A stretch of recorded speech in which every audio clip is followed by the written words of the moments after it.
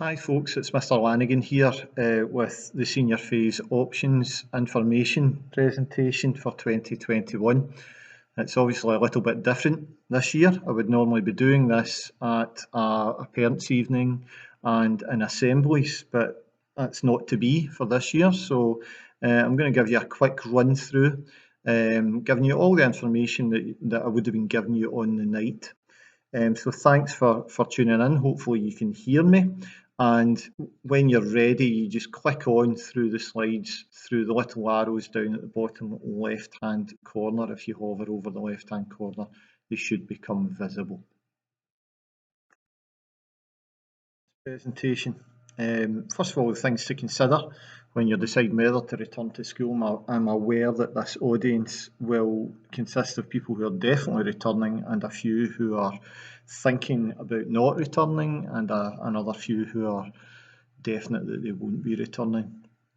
So we'll talk a little bit about the options for those people, and then we'll talk about progressions between the levels between the years of S5 and S6. Look at the options process itself, how it will proceed, especially during the current situation, how we widen the choices available to our young people. I'm very hopeful that we might be back to something like normal teaching next year, so we can look again at those options. And while there'll be no possibility for live questions at the moment, I just want to invite you that any questions that might pop into your head having watched this, please don't hesitate to contact the school. And this is really addressed to those people who are thinking about leaving. There are key dates on the screen about when you can leave. The thing to notice is that if your 16th birthday is not until the 1st of October or thereafter, then you need to stay on until Christmas. Now, the good news for you is that there's a better option than staying on and doing a half a year at school, and it's North Lanarkshire Council's Winter Leavers programme, which provides tasters of various different college courses, training programmes, and at the end of the process in January 2022, you would have a guaranteed place on continued training, education, or apprenticeship. For those of you that are thinking about leaving, if you haven't already spoken to our Skills Development Scotland representative, Gail Conley, please contact the school and organise a link up with her, and she will give you excellent advice. If we look at how you progressed through the senior phase, the curriculum is based on articulating throughout the levels, and it offers a sliding scale that you can climb up.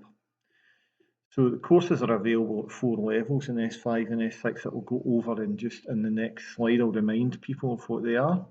It's important to notice that not all subjects will be able to be offered at all levels. And indeed, it should be noted that not every pupil will progress right through to the top level in all their subjects. So if you're in doubt about this, speak to your subject specialist teacher. The 4 levels are on the screen just now. They should be familiar to most of you. Advanced Higher, I should say, is not available in all subjects, and it may involve travelling to another school. And obviously Advanced Higher is generally only offered to S6 pupils. Higher is offered in S5 and obviously National 5 as well. National 4 and 5 are more about S4. So you slide up through the scale. If you have passed National 4 last year in maths, for example, then you should look to progress to National 5 this year, and so on and so forth. I should explain the consortium arrangements, which are a way that we widen choice for pupils, and it's about working in partnership with local schools within our cluster, so easily travelable too. And it's about widening the choice, as I said. So what we've done over the last few years is we've got common start and finish times. We've got same column structure where everybody's doing 5 columns, and it makes travel between schools viable in a time when we can travel. And it increases the viability of courses that might not run in certain schools because there are not enough pupils to justify a class. And that's particularly important for things like advanced higher or for slightly more obscure subjects, less popular subjects. Advanced higher, for example, if we get 1 or 2 pupils every year who are looking to do advanced higher physics, for example, we couldn't run a class for 2 pupils.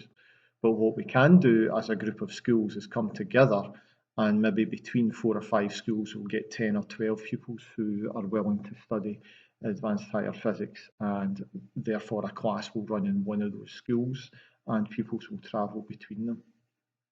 This year, the way the consortium arrangement has worked has been online, and I expect bits of that probably to continue next year.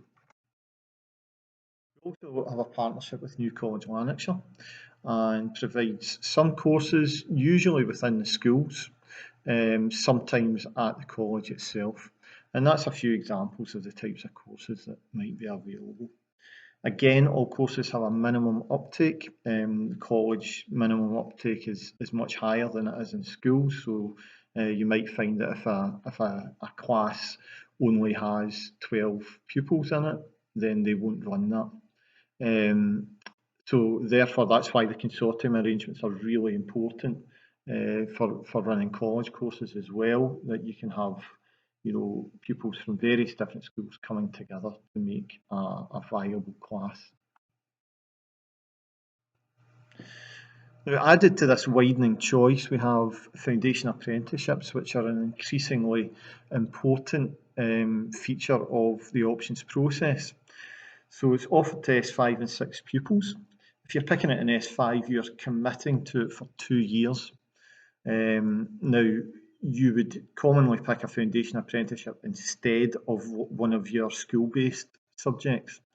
And the way that they work is that they combine classroom-based theory work, generally done in 5th year, with skills gained in work placements, which are done in S6. Now, the qualification you get is what's known as an SCQF level 6. So it's industry recognised, it's university and college recognised, and it is roughly equivalent to a higher if you complete the 2 years. There is also a 1-year foundation apprenticeship option in some subjects, and that's specifically aimed at 6th year pupils. And that would allow them to overtake the entire course in 1 year. It would involve them doing it over 2 columns though, so they would do the theory work in 1 column and they would do the work placement in another column. This screen shows you some of the courses that have been available. 12 subject areas over the last couple of years in total, and they are done in partnership with employers and New College Lanarkshire. Not all courses will run every year. Just like school-based subjects, it depends entirely on the uptake. If we look at what you need to do in preparation for making your option choices, the first stage is to take advice. That advice can come from a wide variety of places. Obviously, within the school, you can take advice from your class teachers. You can also speak to your pupil support teacher who will be happy to offer you advice. Another great source of information is our careers advisor, Gail Connolly, who will be happy to talk to you about career pathways and what you might need to achieve to get to where you want to be.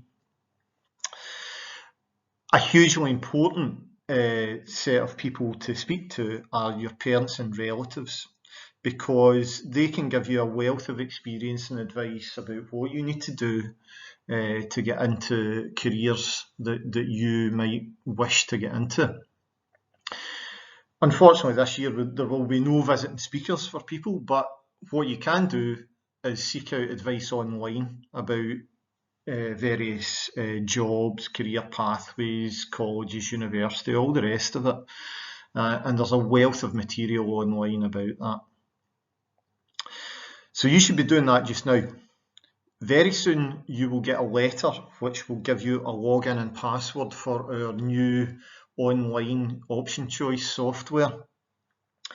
And once you have that, that will allow you access to an open choice initially of a list of subjects from which you will make 5 subject choices. Thereafter, there will be reserve choices that I'll ask you to make. Now, there is a reason for that, and it's because even with the option software, it will be the case that some pupils will unfortunately not get all 5 of their first choices. There will be a separate form for you to fill in if you're interested in foundation apprenticeships and vocational qualifications like construction and hairdressing. Thereafter, we will collate all of the information and we will look to see which classes are viable in terms of the number of pupils choosing it. And that will feed in to the software, which will create a 5-column option choice form, a final option choice form that will be based on your choices, and it will be based on Clyde Valley High School's best fit.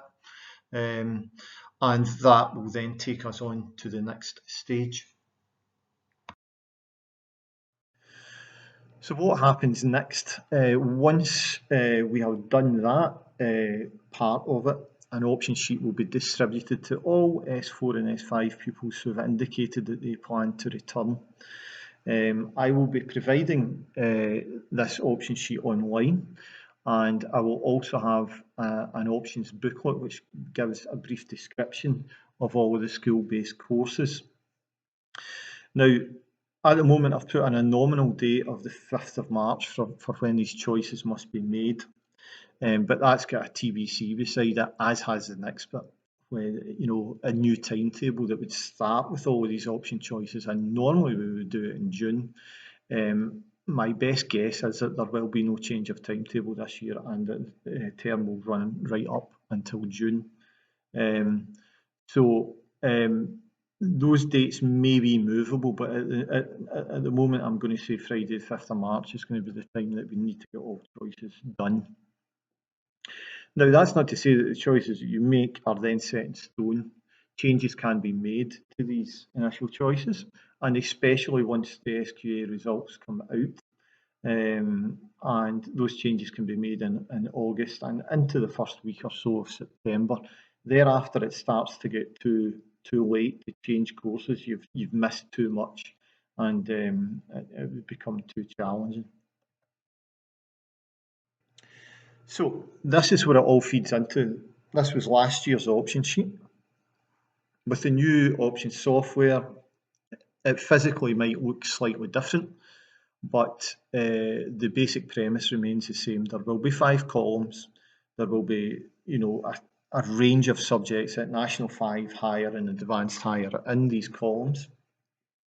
And inevitably that is going to lead to the fact that some pupils will end up with 2 subjects in the one column that they want to pick.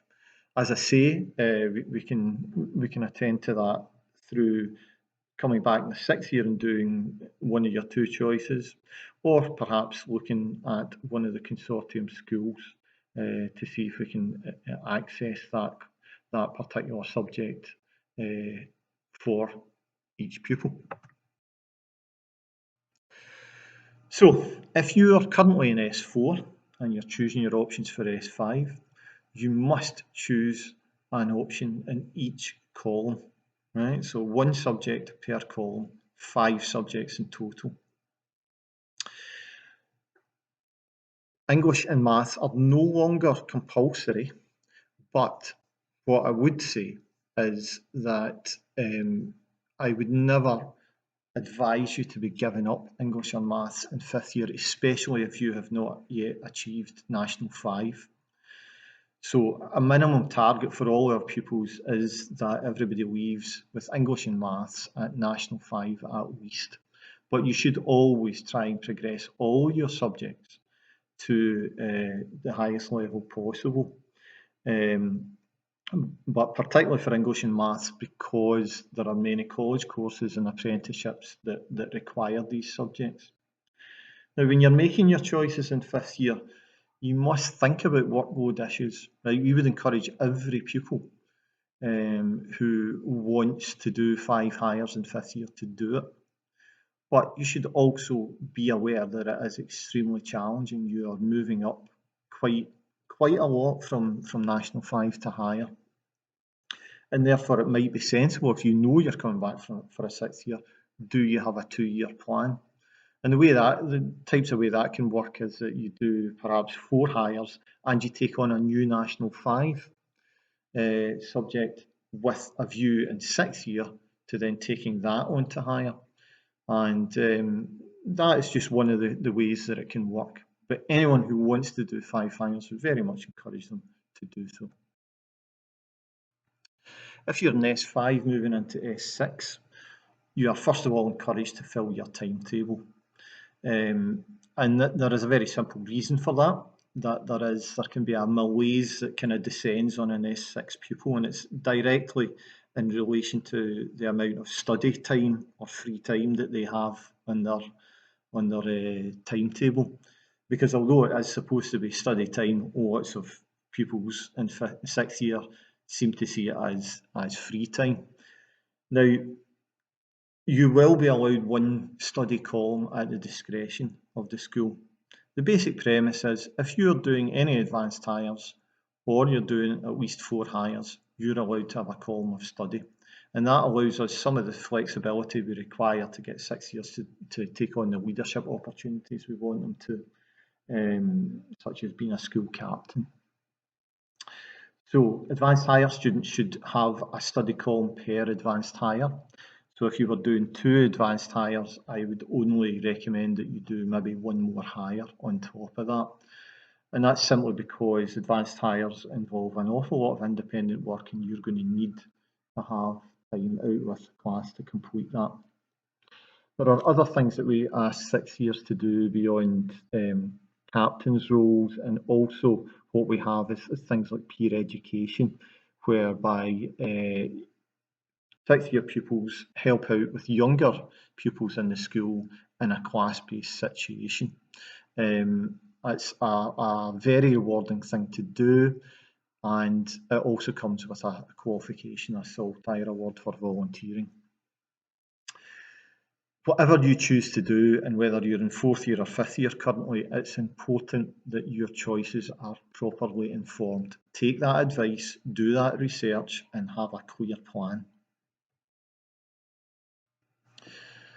Further thing I want to draw your attention to, and this is mainly for those going into S6, is the option of volunteering.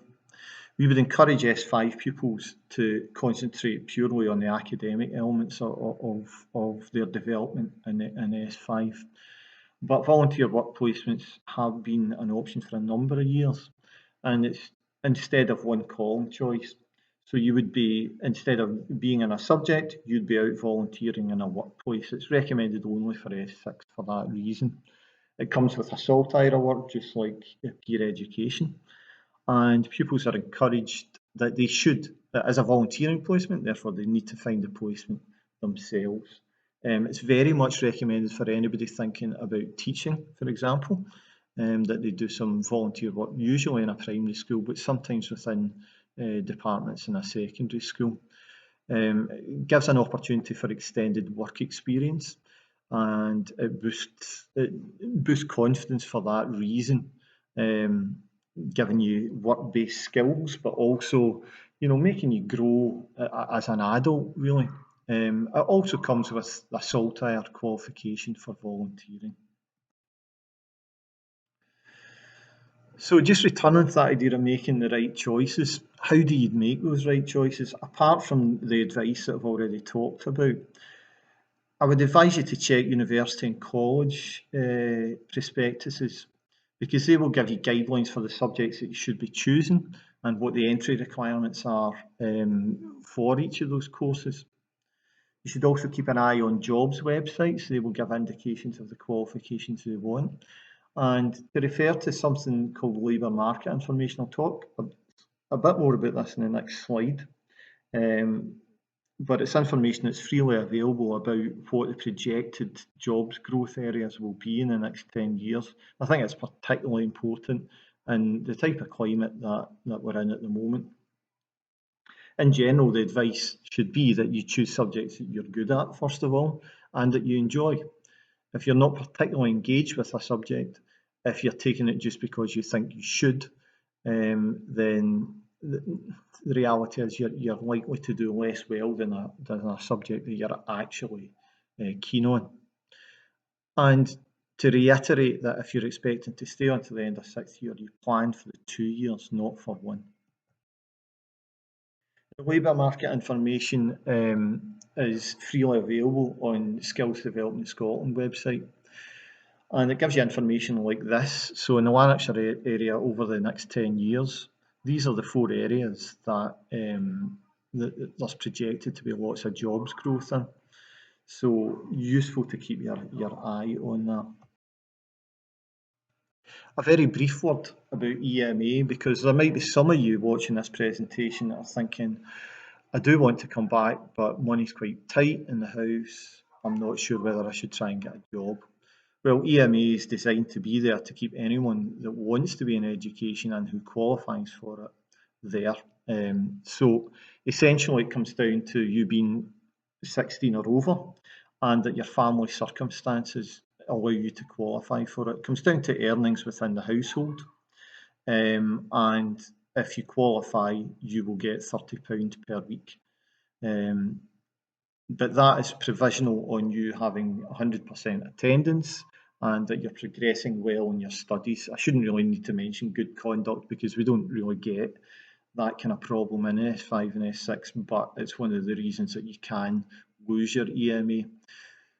And you also have to be punctual. If there is repeated late coming, I will get a call from the EMA section saying to me, why have you paid such and such their EMA? They've been late X number of times. So it's just worth noting that. Where does this all lead? There is a basic final outcome, and that is a positive destination for all our pupils. We are here as a community to educate all and to ensure that everyone is prepared for the outside world, whatever pathway you choose out of school. And we will help you into whatever one you think fits you. I'll draw your attention briefly to graduate apprenticeship because it's something that some of you will not be familiar with, and it basically offers a combination of practical work-based skills and a degree at the end of it. So it's quite common amongst financial institutions, but things like the whisky industry and also professions like chartered surveying. They are increasingly offering graduate apprenticeships. And the way it works is that you would work for 4 days a week with an employer, and then 1 day a week at university, and you would come out at the end of it with a degree, but also you're earning while you're doing that. So you're earning up to £18,000 a year. So hopefully at the end of the process, you come out with a degree, lots of work experience and no debt. So, keep your eyes out for that, Google it, and do some research on it. So that's the end of the presentation. It's been a whistle-stop tour. Keep your eyes on Twitter and the school website, and for pupils on your teams, on your year group teams, because the options process will be coming to you soon through that. Thank you.